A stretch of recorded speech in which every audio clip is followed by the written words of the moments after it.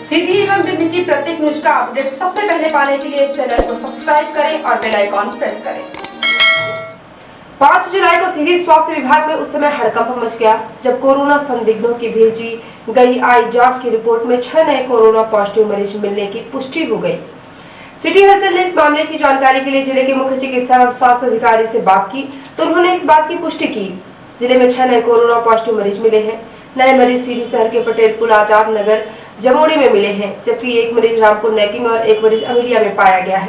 इन मरीजों में एक मरीज जिला कलेक्ट्रेट के कलेक्टर कोर्ट में काम करता था, जिसके साथ उसकी मां की भी रिपोर्ट कोरोना पॉजिटिव आई है। जिले में अब तक का यह सबसे बड़ा कोरोना विस्फोट है, जिसको देखकर जिले के स्वास्थ्य विभाग के हाथ पांव फूल गए हैं। सीधी जिले और सीधी शहर के जो लोग अब तक लापरवाह और बेपरवाह होकर घूम रहे थे, मास्क नहीं लगा रहे थे, सोशल डिस्टेंसिंग का पालन नहीं कर रहे थे, उन लोगों से सिटी हलचल अपील करता है कि आप अपने और अपने परिवार के लिए नियमों का पालन करें, सावधान हो जाएं और दूसरों को भी सावधान करें, क्योंकि सीधी जिले और शहर में कोरोना की स्थिति भयावह हो रही है। जिले के मुख्य चिकित्सा एवं स्वास्थ्य अधिकारी डॉक्टर BL मिश्र ने नए पॉजिटिव मिले मरीजों की हिस्ट्री की जानकारी देते हुए बताया कि 6 जुलाई को सीधी जिले में 5 नए कोरोना पॉजिटिव केस पाए गए हैं, जिससे एक्टिव केस संक्रमित व्यक्तियों की संख्या 8 हो गई है। सभी को dedicated Covid health centre GNM प्रशिक्षण केंद्र सीधी में भर्ती कराकर इलाज किया जा रहा है। अभी सभी का स्वास्थ्य स्थिर है। मुख्य चिकित्सा एवं स्वास्थ्य अधिकारी ने बताया कि पहला व्यक्ति 33 वर्षीय जमोड़ी से ग्राम का रहने वाला है। अपनी 53 वर्षीय मां के साथ मऊगंज में सामाजिक समारोह में शामिल होने 27 जून को जाकर 28 जून को वापस आए थे। सर्दी जुकाम होने के कारण 3 तारीख को फीवर क्लिनिक में स्क्रीनिंग कराने गए, वहां सैंपल लिया गया। दोनों मां बेटी की रिपोर्ट पॉजिटिव आ जाने पर परिवार के दूसरे सभी सदस्यों को क्वारंटाइन कर दिया गया है। तीसरा पॉजिटिव केस 12 वर्षीय बालिका का है। यह अमिलिया की रहने वाली है। उनके पिता 27 जून को इलाहाबाद जाकर शाम को वापस आ गए थे। उक्त बालिका की तबीयत सर्दी जुकाम से खराब थी। 3 जुलाई को इनका सैंपल कराया गया। उनके पिता की रिपोर्ट निगेटिव रही तथा घर के अन्य सदस्यों को क्वारंटाइन कर दिया गया। चौथा पॉजिटिव केस 33 वर्षीय महिला ग्राम रतवार खड्डी के मूल निवासी हैं। वर्तमान में पटेल पुल वार्ड क्रमांक 22 नगर पालिका कॉलोनी में रहते हैं। 2 जुलाई को इंदौर से आई थी। सर्दी जुकाम की शिकायत लेकर 3 जुलाई को फीवर क्लिनिक गई, वहां सैंपल हुआ, जिसकी रिपोर्ट पॉजिटिव पाई गई। इनके घर के अन्य सदस्यों को क्वारंटाइन में रखा गया है।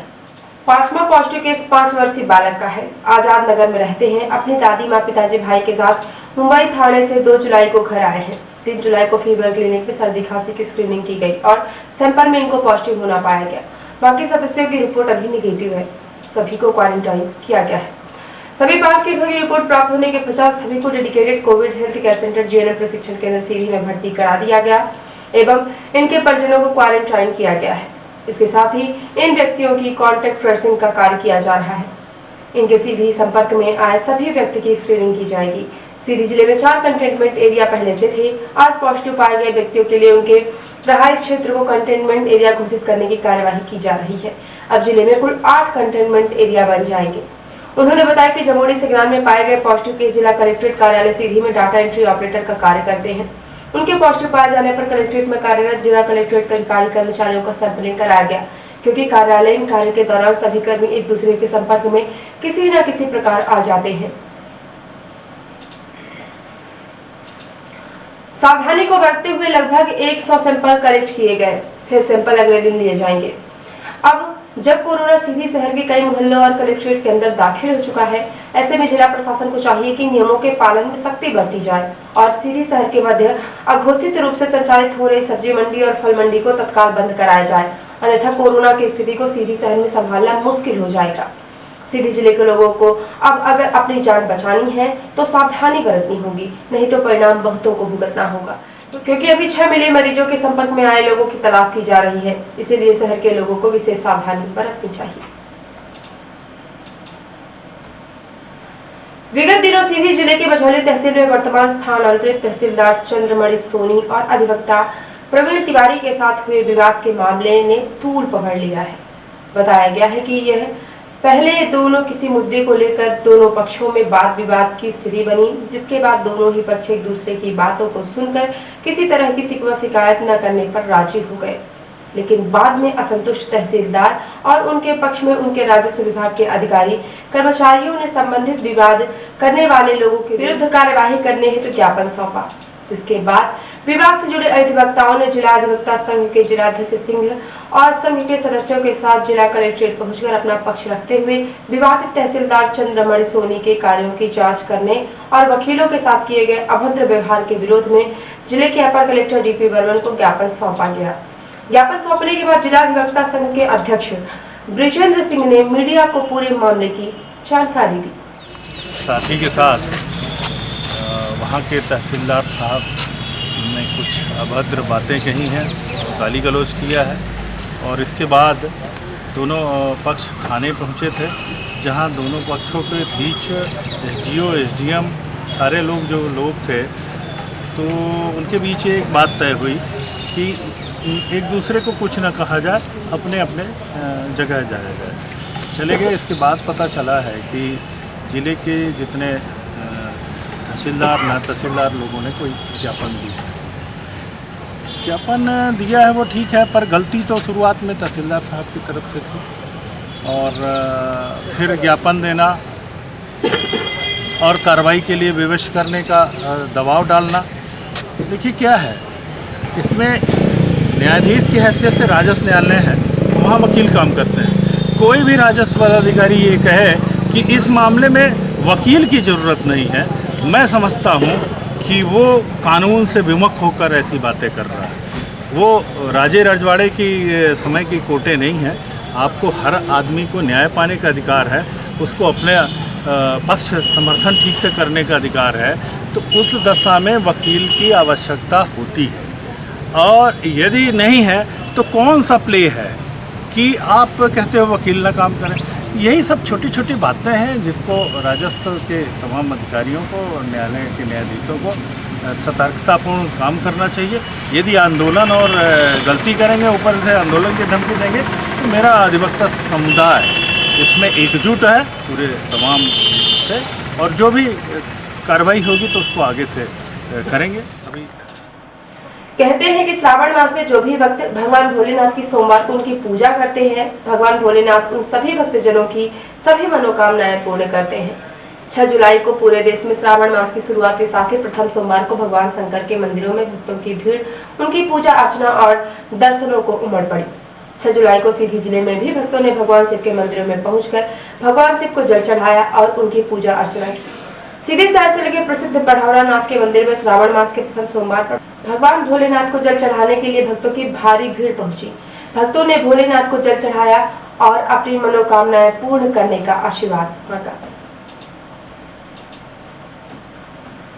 सीधी जिले में लगातार बढ़ रहे कोरोना के मरीजों की संख्या के बीच मुख्य चिकित्सा एवं स्वास्थ्य अधिकारी डॉक्टर बी.एल. मिश्र ने बताया कि जिले में विगत 1 जुलाई से तिल कोरोना अभियान जारी है।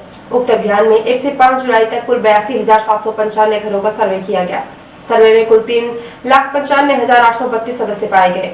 967 व्यक्ति सर्दी खांसी से पीड़ित पाए गए। सभी को विकास खंडवार 11 फीवर क्लिनिक में रेफर कर होम क्वारंटाइन किया गया। 679 लोगों को बुखार होना पाया गया। सभी बुखार के मरीजों का रैपिड डायग्नोसिस किट के द्वारा जांच की गई। 8 व्यक्ति मलेरिया से पीड़ित मिले, उन्हें यथास्थल पर ही क्लोरोक्विन प्राइमक्विन की दवा प्रदान की गई। जिले में चल रहे तिल कोरोना अभियान के दौरान जिले के कलेक्टर रविंद्र कुमार चौधरी ने सभी नागरिकों से सर्वे के दौरान निर्भीक होकर जानकारी साझा करने की अपील की है। उन्होंने कहा कि आपके गांव में सर्वे दल के पहुंचने पर उससे अपनी स्वास्थ्य जांच अवश्य कराएं तथा उसे सत्य जानकारी ही प्रदान करें। आपकी थोड़ी सी लापरवाही आपके और आपके परिवार जनों के लिए घातक सिद्ध हो सकती है। बीमारी की समय से जानकारी प्राप्त होने पर उसका इलाज किया जा सकता है तथा इसके संक्रमण को फैलने से रोका जा सकता है। उन्होंने कहा कि जिन व्यक्तियों में कोरोना सहित अन्य बीमारियों के लक्षण होंगे उन्हें चिन्हांकित कर जांच कराई जाएगी तथा इलाज की सभी सुविधाएं उपलब्ध कराई जाएंगी। जिला रजिस्ट्रार जिला एवं सत्र न्यायाधीश ने बताया कि कोरोना वायरस संक्रमण के कारण जिला न्यायालय सीधी में लंबित प्रकरण की नियत तिथि में परिवर्तन किया गया है। उन्होंने बताया कि उच्च न्यायालय जबलपुर के सर्कुलर द्वारा दिनांक 19/6/2020 एवं 4/7/2020 के द्वारा न्यायालयों की कार्यवाही आवश्यक प्रकरणों को छोड़कर दिनांक 6/7/2020 से 11/7/2020 तक अक्रियाशील रखी गई है। उक्त निर्देशों के पालन में जिला न्यायालय सीधी के विशेष न्यायालय अनुसूचित जाति एवं अनुसूचित जनजाति अत्याचार निवारण अधिनियम को छोड़कर लंबित प्रकरणों की पेशी की नवीन तिथियां नियत की गई। और अब पेश है प्रादेशिक हलचल।